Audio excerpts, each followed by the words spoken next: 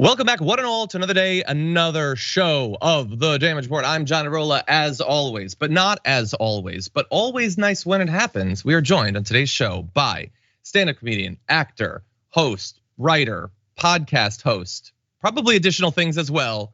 River Butcher, welcome back to the show. Oh my God, John, so good to be here. Also, utility infielder. Utility, that's important too. Co-manager. I'm not big into the sports. I always leave those ones off, but those are important credits and hard earned. Thank you. Yes, very hard earned. I'm loving the hair, John. You look great today. Thank you. Yeah, we'll see. I don't know. I never know I've never had hair really, aside from an ill-fated freshman year in college. So I never know on a daily basis what it's gonna do. I'm in for the ride like everyone else. But thank you though. Oh yeah, it looks wonderful great. As always. Thank you. I appreciate it. Thank you, my friend. Very glad to have you on. We've got a lot to talk about. Not only way more details as well as reactions to the tragic shooting in Nashville yesterday. We're gonna be giving you updates on that. The actual first initial details were coming out live on our show yesterday. So now we have a little bit more information. We have Fox News's desperate attempts to protect Donald Trump that he is actively undercutting at every opportunity. So that'll be fun. We'll talk a little bit about how major companies buying up huge swaths of real estate in individual cities is having a really bad effect on the cost of housing there. And then a whole lot more besides. We're gonna talk about the Puffy Pope, one of my favorite stories of the day. What the hell is going on with Twitter? Because a lot is right now. And in the aftermath, it is sad, but I do have to report that Dolly Parton has now been canceled. So we're gonna give you the details on that coming up very soon. But in advance of all of that, please hit the like button, share the stream. And if you wanna send us any comments, tweets, super chats, anything like that, River and I would love to see your comments, answer your questions, and give you a chance at winning a $100 Blue Apron gift card for particularly good comments. So get those in, we'll respond as we go. But as regrettable as it is to start off with this devastating news, River, are you ready to start this thing? I am ready to start this thing. Okay, then in that case, let's jump into it.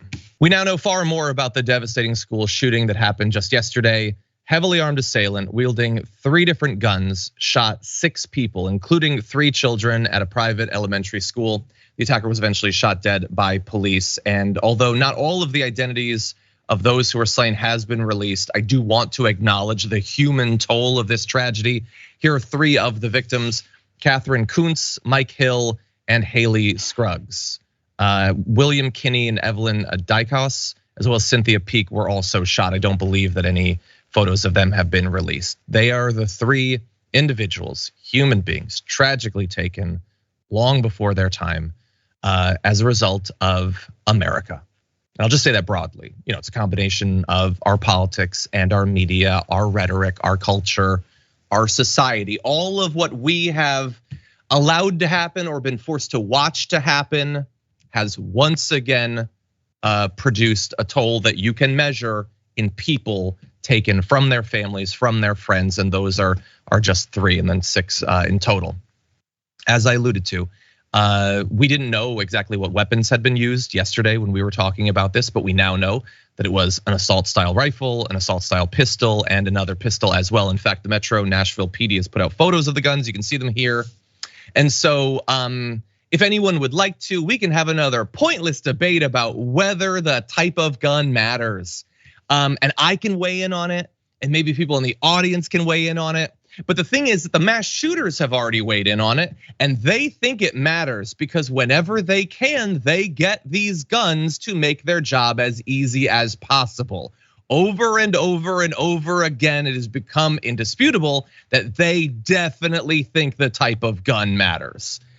So anyway, we're gonna get into a little bit more of a look of how much of this sort of violence we've already had this year, as well as some of the attempts by the right wing to once again distract from the actual issue, which is the guns. We're gonna get to that. But River, I wanted your initial thoughts. I mean, I just wanna echo, John, what you said, that there is a human toll, that lives have been lost and taken. And that these are like souls, Ernest Shackleton, I think in the late 1800s, spoke of the change in American media during wartime, that we shifted in our language from casualties to sacrifice. And I think that while over 100 years ago speaks to what our society now sees this all as though these people were just a sacrifice of our freedoms. And I just don't think that has to be true. I don't believe that has to be true. And some people do, but I hope that, I don't know how many more, how many more wars, how many more children in this school, in this country, in schools in the Middle East, across the globe. How many children do we have to lose? And how many people caring for those children do we have to lose for someone to actually sacrifice what they believe is a freedom for someone else's life? Yeah, because that's where we're at. Yeah. I don't know the number. My guess would be a whole hell of a lot would be my guess. Because this is devastating for a lot of reasons. In the context of 2023, it's one of the worst individual school-based mass shootings we've had. You have to be very specific in America when it comes to mass gun violence, because if you speak broadly, then there's just way too many examples. But we can say that, again, all this depends on how you define it. There have been more mass shootings in 2023 so far at this point than in any year since at least 2013.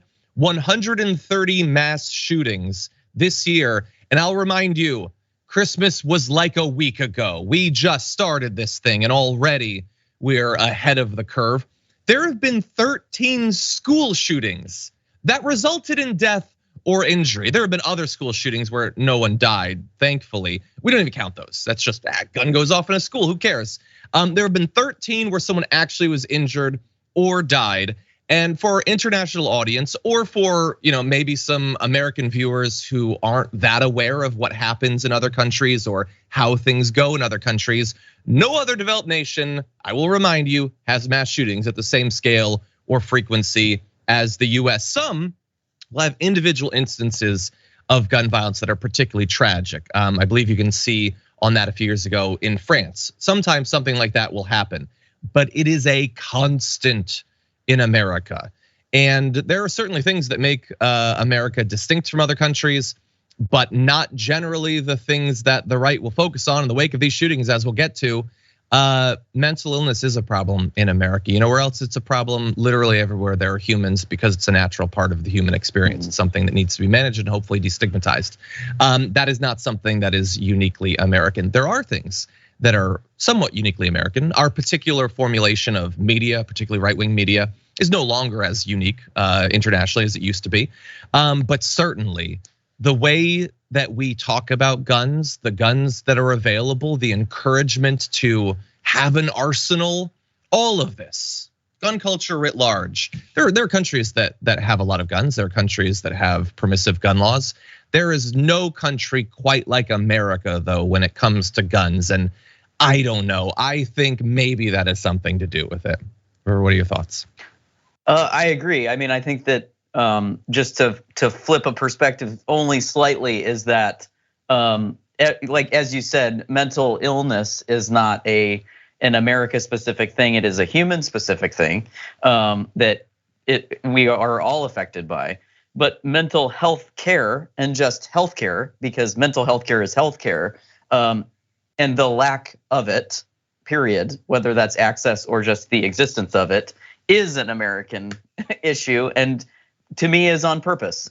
We are awash in firearms, but not in healthcare. I know veterans who have to wait in line for months to talk to somebody. This is an American issue, and at this point, I believe it's on purpose to keep us in this cycle and politicized and afraid of each other and buying up guns because we're afraid of guns. We think the only solution to more guns is more guns. So and not healthcare for everyone and safe schools and safe places. The fact that people have now politicized a place you can walk into and not fear for your life somehow makes you weak. I don't.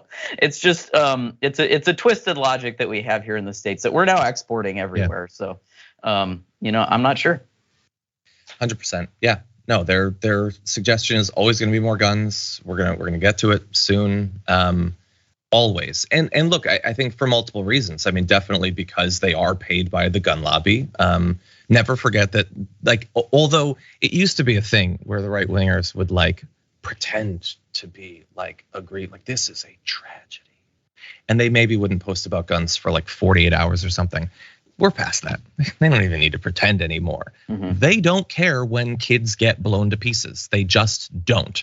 Or to the extent that they care, it is so far down the list of their priorities that it might as well not even be there. The culture war aspect of being seen to be a defender of guns, as River was saying, playing into a constant fear at literally everything that guns is very useful in getting people to feel. All of that is just way more important to them than whether a kid's head gets blown off with an AR-15 or 10 or 100 or 1,000 kids' heads get blown off with AR-15s. That is just the truth at this point.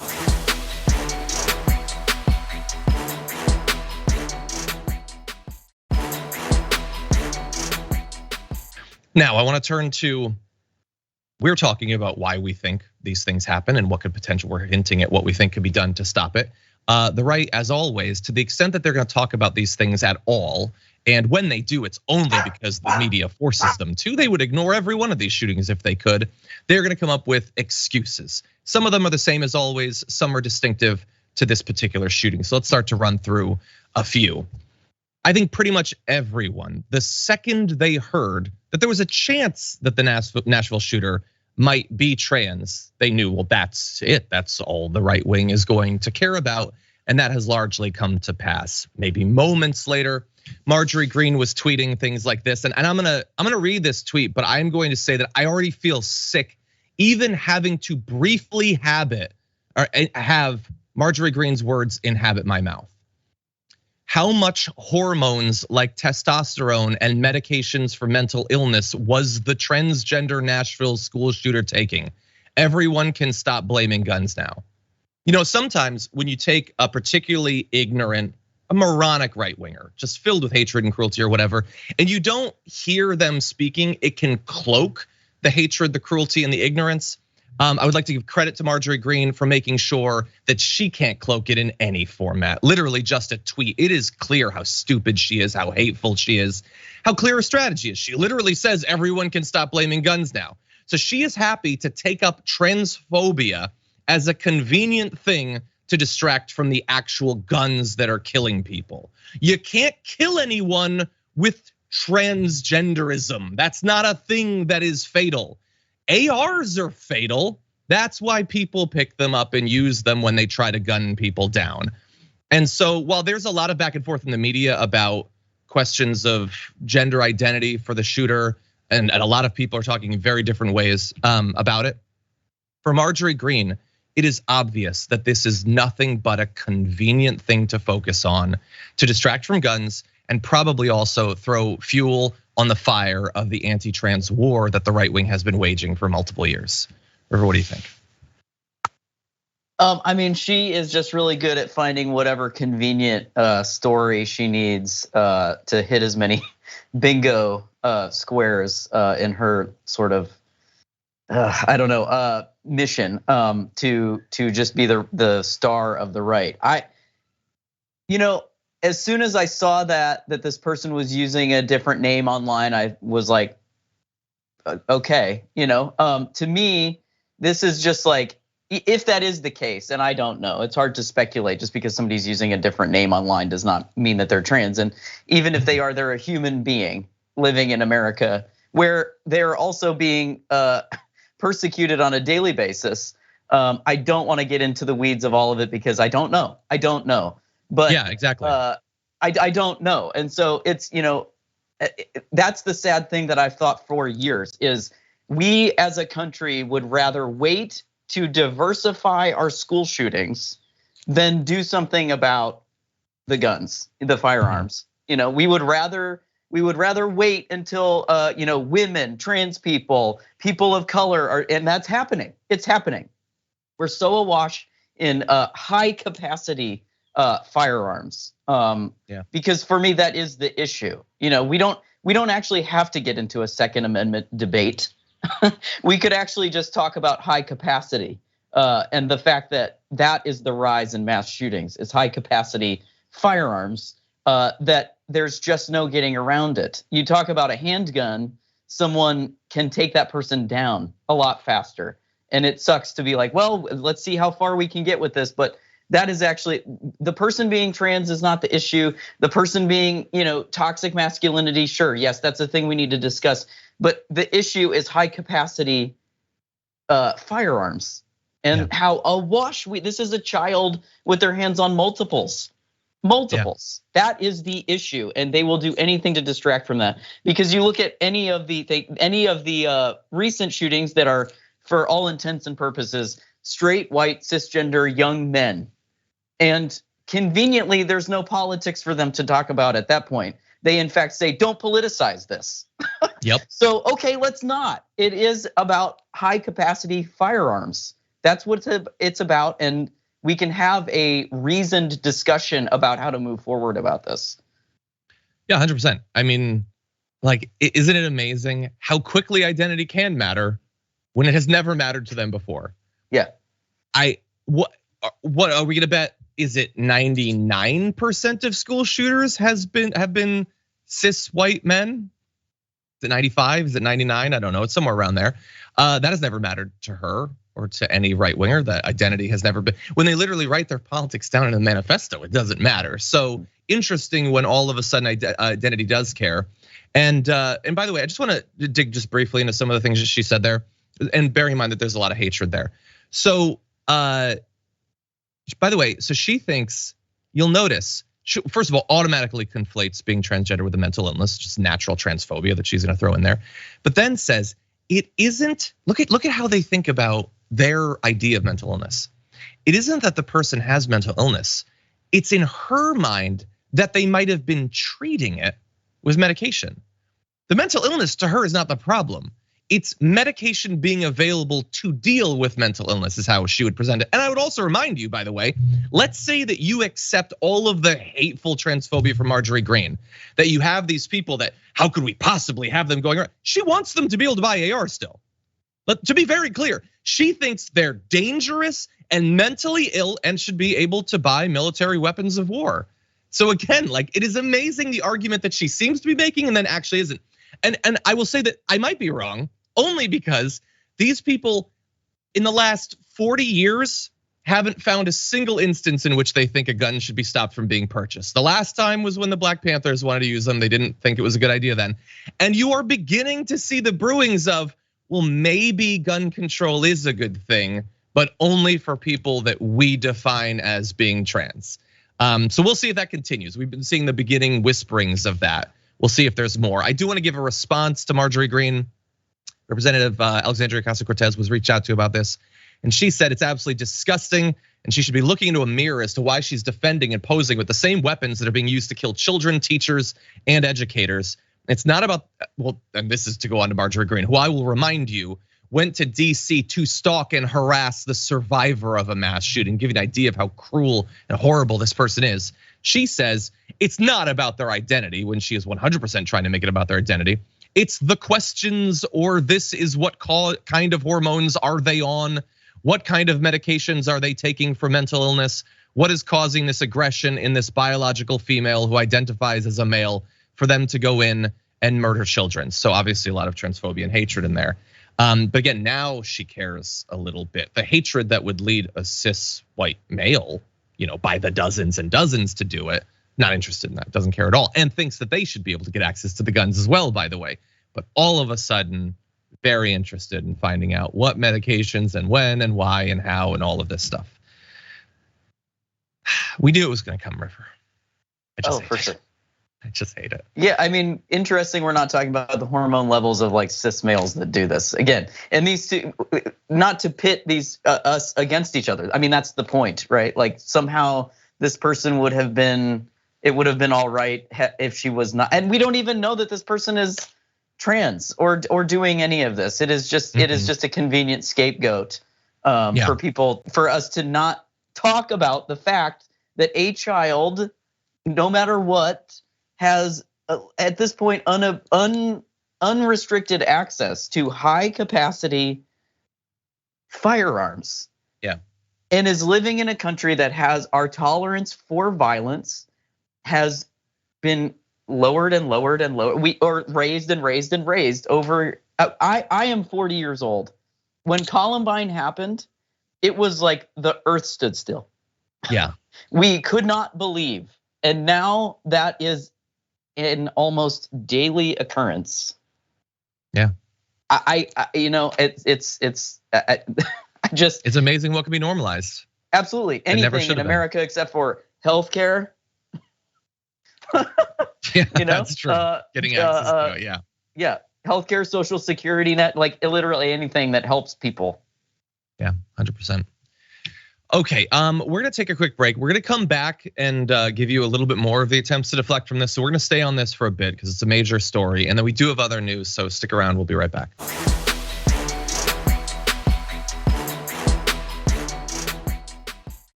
Even after so many cycles of going through this, like when a terrible thing will happen, like the gut punch of, oh my God, how are the right wing gonna talk about this? Like it still can hit you so hard. Anyway, they've got more distractions. Let's jump into this. And again, we need to remember, the side door. I'm not trying to point fingers. I don't know the exact facts at this moment, but from what I understand, a side door was unlocked. That seems to be a common pattern in many of these shootings, a side door. If we can lock the side doors and make sure that the schools are secure, hopefully we can avoid these tragedies going forward.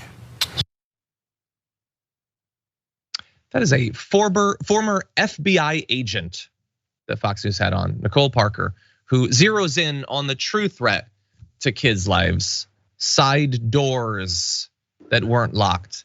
If only the door had been locked and we secure the schools, kind of glossing over the important part there. I would say an important part of securing the schools is not having people running around with military weapons. If we just had locked doors, then we wouldn't be in the predicament we're in. So that's a fun distraction. We have another one for you. It isn't even about doors, it's not even about a physical thing. It's about the way people talk. Take a look at this. And we can't disregard the defund police issue and the demonization of law enforcement, which changes how police. We have to go back to assertive policing. You remember, Neil, we had the safest large city in America because we took all the guns off the street. We used stop, question, and frisk, and we made sure that criminals knew that if they carried a weapon, they were going to be found and they were going to go to jail. And we could do the same thing again, but it's not going to happen in this permissive attitude that we have right now in this country. It's the door not being locked, and it's defund the police.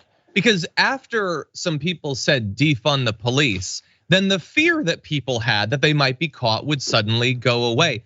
This is basically a dumber version of the safe spaces argument. The idea being that because guns aren't allowed at schools, school shooters know they can go there and they won't be in any harm. That's an argument that has never made sense to me considering how many of them die.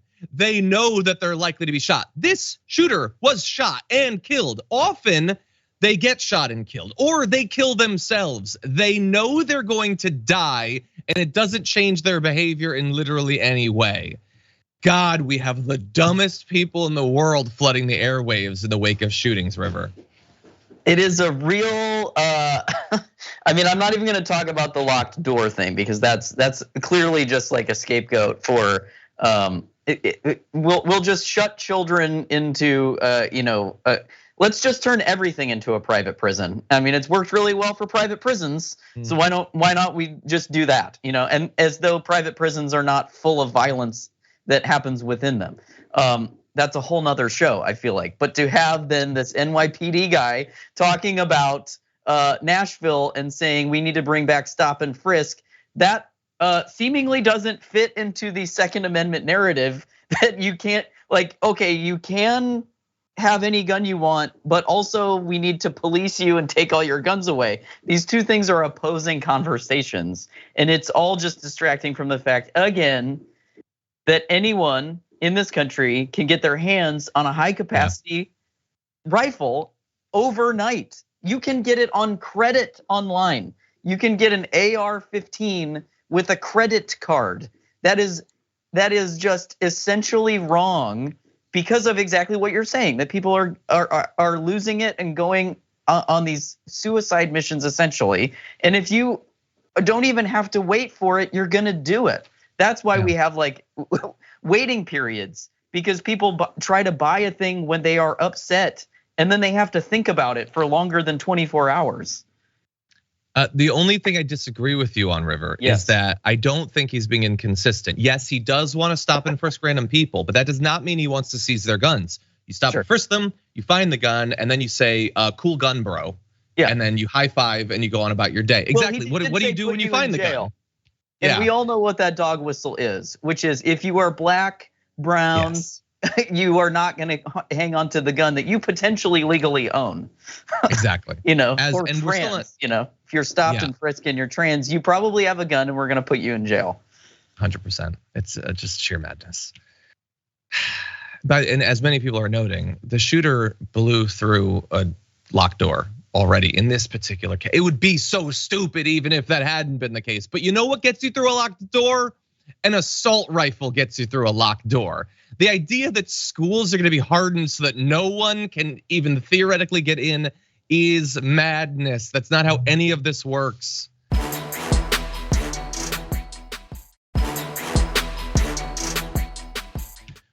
Okay. Maxwell Frost had some great commentary. We're unfortunately, I think, not going to be able to make it to that, unfortunately. But it had some great commentary calling out right wingers for their support of the gun lobby. Let's actually jump to our B block whenever you're ready. We'll jump right into this. I can't imagine you ever saying, bring me some of the boxes that we brought back from the White House. I'd like to look at them. Did you ever do that? I would have the right to do that. There's nothing wrong with it. But I know you, I don't think you would do it. Well, I don't have a lot of time, but I would have the right to do that. Right. I would do that. There'd be nothing. All right, let me move on. So that is Sean Hannity like desperately trying to help Donald Trump when it comes to the classified document. Like, you wouldn't, come on, you wouldn't. No, I would. Okay, let's move on. I don't want to focus on this because you're making yourself look really bad here. And that sort of like willingness to quickly move on to protect someone was a real hallmark of this interview that Sean Hannity just had with Donald Trump. And it did not just extend to Donald Trump. There was a bit of defensiveness when it came to Ron DeSantis as well. Take a look at how they end one of their segments suspiciously quickly when Donald Trump pivots to a substantive attack against the governor of Florida. And he's going to run, but he's getting crushed now in the polls because he did a little things like voting against Social Security, voting against Medicare. His numbers aren't very good on COVID. More of my interview with former President Trump straight ahead. Okay, kill it. He's talking about the entitlements. We're trying to do that right now. Kevin McCarthy would love to cut them. Kill it. And so, look, there obviously the entire point of the segment is to protect Donald Trump, to let him spin his legal troubles however he wants. But they're also sort of hedging their bets with Ron DeSantis. They don't want Ron DeSantis' reputation to be hurt on true things like the fact that he was willing to cut these programs, particularly when the Republican Party in Congress right now is trying to do the same thing. River, what do you think? That was a fun one. I especially loved that Medicare thing. Oh boy, have they been trying to take Social Security? And wow, if you spend any amount of time, I'm from Ohio and I still have family there. And oh boy, that is like the last frontier. They got abortion and they ain't done. They're gonna take that. And you know what? Hey, a broken clock is right twice a day. And Trump is right. That's bad. People are not going to be happy. You cannot take their Social Security away and their Medicare away. And they are really trying. And I did also love where he was like, I don't have the time to do this, but I have the right to do it. And that, to me, that sums up, and ultimately that is what I think people like about him so much is that thing where it's like, hey, I don't have the time to do it, but I have the right to do it. And that is like such an essential sort of Trumpist thought process. It's very simple and straightforward. And that's what I truly think what people actually like about him. And of course, there's the other top-down social racism, transphobia, generally like making a joke about everything all the time. But I really think that twofold thing is exactly what people like. Like, I'm too busy, I work, like all of you guys don't. But if I had the time, I would have the right to do it because he has the right to do whatever he wants. Yeah, that's the issue. He's being offered like like a life jacket. Like, well, we're trying to protect you, buddy. We're trying to protect you. But he also has to assert that he can do whatever he wants. And he also, by the way, let's be real, he did it. So I don't think he wants to specifically lie in the interview. But like when someone's like, "Oh, you didn't kill that guy. Oh, I'm way too busy to kill a guy, but I could. If I wanted to, I could strangle the life out of him." Like that is such a weird way to talk to the media. But that's the direction he went into. And look, I want to give, I guess, a little bit of minor credit to Sean Hannity that he did bring up some of the more controversial social media posts of Donald Trump recently, including threatening memes and statements. Let's jump into that. The baseball bat picture next to Alvin Bragg, and you did take that down. And my only question is, why open yourself up to criticism? You have to understand that when the story was put up, I put up a story. We didn't see pictures. We put up a story that was very exculpatory, very good story from the standpoint of what we're talking about. And they put up a picture of me. And you know where I was holding the baseball bat? It was at the White House. Make America, Buy America, because I did a lot of Buy America things. And this is a company that makes baseball bats. Then they put next to that picture, a picture of Alvin Bragg. I didn't do it. They did it. I guess the people that do the paper or somebody put pictures together, but I was holding a baseball bat in order to promote Made in America. It wasn't on your post at Truth Social? No. What they did is we posted the story, but they had a picture up, but they then put a picture up, or the picture was put up that nobody noticed or saw, or that nobody thought was bad. These were two separate pictures. I will say this with death and destruction. I didn't say death and destruction. I said, I'm afraid. Okay.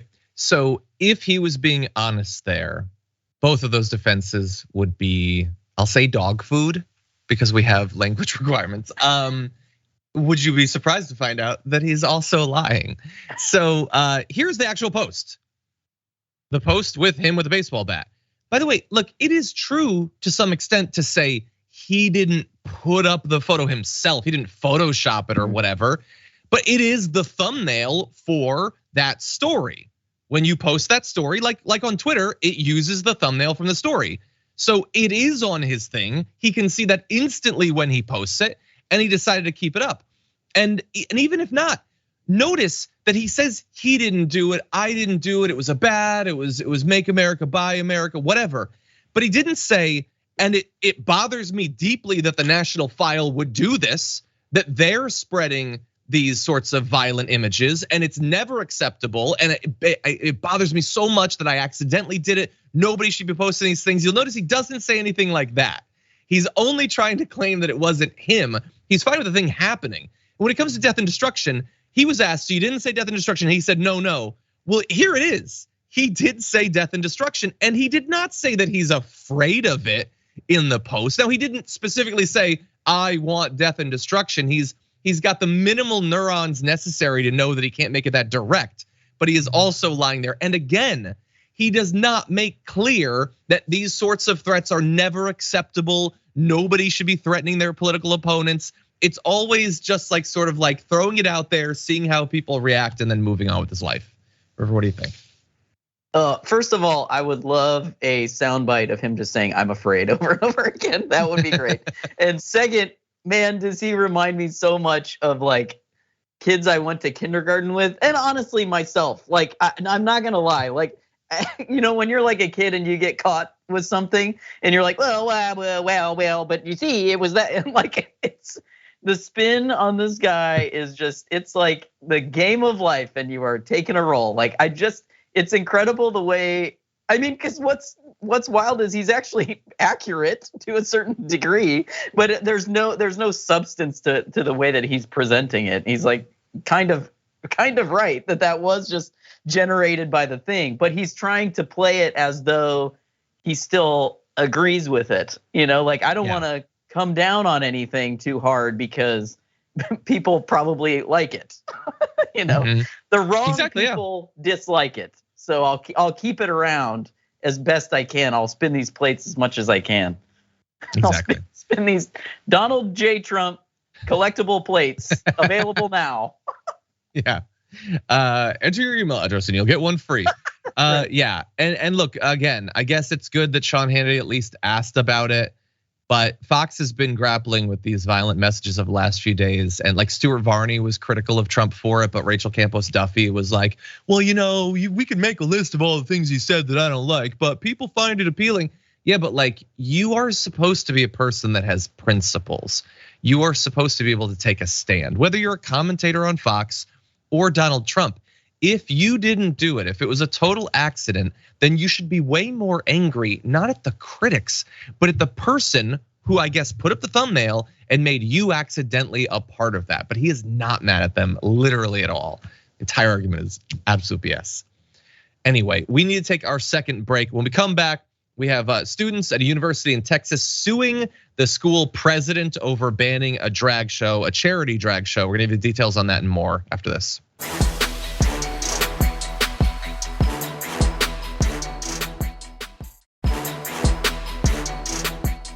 Okay, people in the chat reassuring me that in addition to wanting to see dog appearances, they do also want to see cat appearances. I apologize, I don't have a cat to provide for you, but we'll get Francesca back on the stream soon. Okay, that said, lots more to get to, so much news. Let's jump into this. A university in West Texas, Texas A&M, was gonna have a drag show. It was a charity event trying to raise money for the Trevor Project in particular. That unfortunately was canceled earlier this week by the university's president. And already the student organization has leaped into action suing over this. The lawsuit was filed by Spectrum WT, that's the student organization, against President Walter Wendler and other school leaders that alleges that Wendler is, quote, openly defying the Constitution. So here's a little bit from the lawsuit. It says, in a published edict, President Wendler barred a recognized student group, Spectrum WT, from exercising its clear First Amendment right to put on a PG-13 charity drag show at a campus event hall with the aim of raising funds for LGBTQ plus suicide prevention. President Wendler's edict canceling the student group's charity group drag show is textbook viewpoint discrimination. Of course, as a private citizen, President Wendler enjoys the First Amendment right to criticize expression he finds offensive, distasteful, or immoral. But as a public official, he cannot bar Spectrum WT and its members from exercising their First Amendment rights merely because he believes his personal opinions override the Constitution. And so, as we're gonna get to, when we get to his comments, it is clearly him attempting to use his personal opinions and give like sort of a philosophical veneer to justify this banning. But to sort of, I guess, paraphrase some of his views, he says that drag shows, quote, discriminate against womanhood.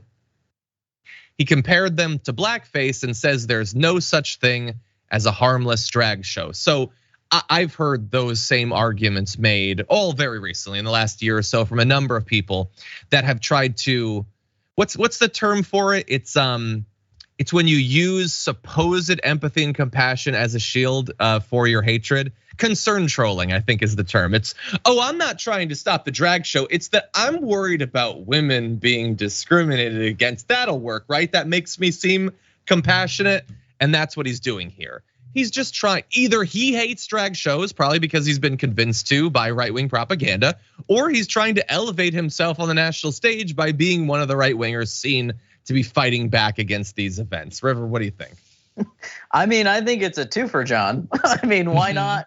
Why not get a little star power out of it? I mean, I do think it's very interesting now to conveniently hide your transphobia, which it's not very hidden. You know, transphobia and misogyny are essentially the same thing as are, homophobia and racism and misogyny. They're all wonderful bedfellows. And so when you can't, it's like, it's like Spider-Man meme. It's not one versus the other. It's all within. And these students make a great point that you can have whatever personal belief that you want or value, but as a position as a public official, you can't go on some crusade to change these things. It is a First Amendment right to have these performances at public universities. It's not a private university. You can't do that. And I just want to point out two things, which is that we're essentially, and we have been for quite some time, living in like Weimar Germany, where trans and gender nonconforming queer people are the scapegoat of the nation right now. Everything. that is like what is center stage. I'm not saying that these other things, police brutality, Black Lives Matter, they are all intertwined. But at this current particular moment, we're banning books. And it's convenient that we never talked about the books that were banned. It was almost like Nazis just didn't want people to be literate, which is part of it. But they didn't want people to be literate about queer people. Like that is most of the books that were burned in Nazi Germany was deep, effective research about trans folks specifically, that we would be in a different place as a people right now today had those books not been burned. And so that is what's happening in America, is preventing us and people of color, Black people, indigenous folks, queer people from reading about each other, especially as children, and understanding one another and ourselves through that literature. Yeah. And I just want to point out that this, saying it's PG-13, I don't think we need to be making those sort of considerations, because it reminds me of, I don't remember whether it was a congressman or a senator who said, I can't define porn, I just know it when I see it, which is like this funny little thing. But when you really consider it, that means that person gets to decide what porn is and is not. And that's not what our country needs to be. Like it has been that, is that certain elected and elevated officials get to decide what is and what isn't. And I think we're at this point right now where I actually think drag is dangerous. I think it affects people, but it is dangerous to the status quo. It is dangerous to the patriarchal, hierarchical, cis-normative society that is being that is oppressing all of us every day, even people who fit within that statement. It is dangerous to the status quo. It's not dangerous to children. I agree. And as many people are pointing out, there are cis women who perform in drag shows. That's right. And I only point that out because clearly President Wendler is so worried about discriminating against cis women that, oh my God, he accidentally did it. Now he's gonna have to backtrack because he seriously cares about them. In the same way that Republicans care about women's sports in high school and college as well. They seriously think about this. They care about the quality of women's sports. And they also probably at the same time don't understand why they can't just comment on a lady's sweater every now and then. These people are full of it. They are absolutely full of it, and whatever is convenient and whatever fits their narrative they're gonna use.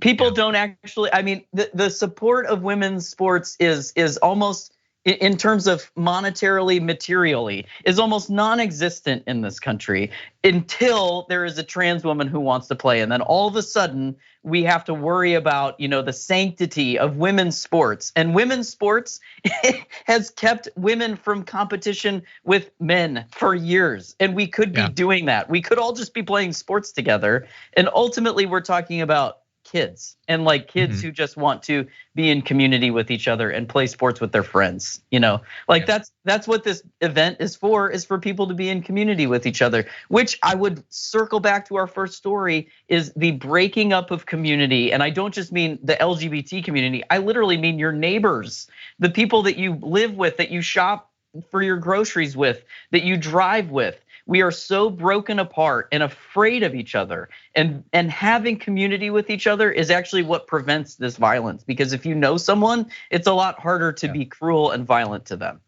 Yeah, I think that's why so much of Fox News and right-wing media is designed to make you hate everyone who's not specifically like you along a bunch of demographic spectrums. Yeah, no, a great commentary. I agree about community. Definitely, yeah. Get the hell out of here. You want to? You know what you could do if you want to support women's sports? Go to them. How about that? How many of these right wingers? So I have season tickets to Angel City Football Club. I don't feel like I see a lot of conservative men. I'm not saying they're not, but it doesn't look like it's filled up with right wing conservative men who suddenly care about women's sports a ton. Anyway, that's one way to support it. And to when they're talking about it being the same as blackface, get all of the way the hell out of here. There have been a lot of dumb arguments that we've had to respond to. I'm not gonna give that any more respect than I already have by bringing it up. Okay, with that said, we do have to move on to our last topic for this hour. So why don't we do this? In more and more parts of the country, paying for rent, let alone affording to buy a house, is becoming hard. And that is for multiple different reasons, but we cannot ignore the massive influence of mega corporations buying up tons of real estate, whether to then sell or to provide for rental housing. And then because they have so much control, being able to artificially elevate the price. And we have an amazing example of that right now. There was this look into Blackstone, the Blackstone Group, major investing group, in particular, how they were affecting the housing and rental market in San Diego. So back in 2021, they purchased thousands of affordable housing units. Literally, I believe it was 66 apartment complexes at one time. And as renters moved out, and there can be very aggressive techniques designed to make people move out, rents in some of these units were increased between 43 and 64% in just 2 years, which is really, really weird. Because when they were doing all of this purchasing, one of the global co-heads of Blackstone Real Estate said, Blackstone has long been a big believer in San Diego with multiple investments across our real estate business. We look forward to ensuring that these properties continue to provide the community with a high quality rental option at a good value. They stressed good value. I guess they weren't super specific about who would be getting that good value, because it feels like they're probably getting a good value for their investment. For the people trying to rent in San Diego, not so much. They have now become one of the biggest real estate holders in all of San Diego County. Before this buying spree, they had 4.5 billion in assets there. And as a result of this now, people are being priced out. And it can be even worse than just the sheer economic effect. When you own so much of the housing, you don't have to maintain good standards because you're not in competition with the other apartment complexes that your corporation owns. And so the price goes up, the quality and the amenities go down, and that is what many people are experiencing in San Diego right now. River, what do you think?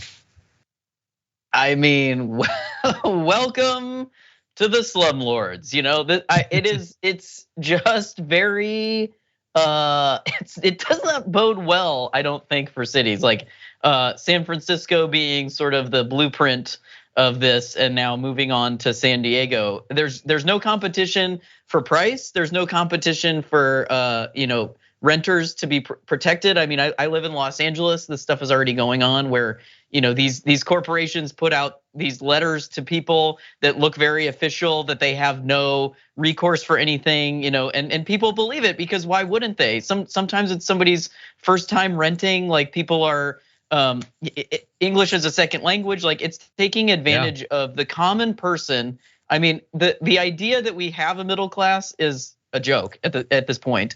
And working class people are less and less protected in this country in the most basic and common of ways. And your home, we should value renting as a home just as much as we elevate the homeowner in this country as though they have more power and control, and they do. And it's just baseline unfair, that just because you are in a place to own your home does not make you a more valuable, citizen, neighbor, person in this country. And so I'm not somebody that's like regulation, but there has to be some baseline regulation of corporations owning our homes. It's a nightmare to consider that literal corporations will own our towns. It's Pottersville, it's like no exaggeration to say that one place owns everything.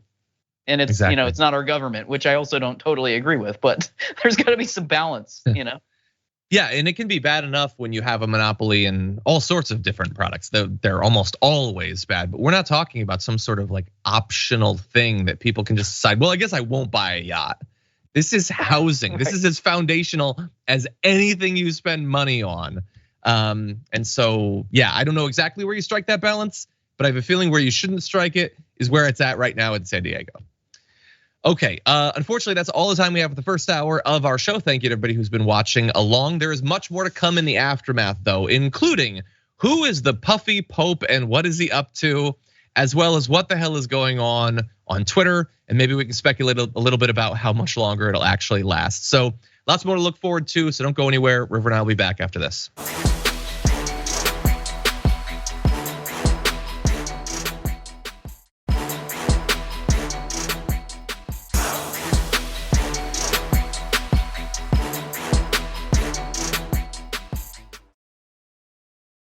Thanks for listening to the full episode of The Damage Report. Support our work, listen ad-free, access members-only bonus content, and more by subscribing to Apple Podcasts at apple.co/TYT. I'm your host, John Iadarola. I'll see you soon.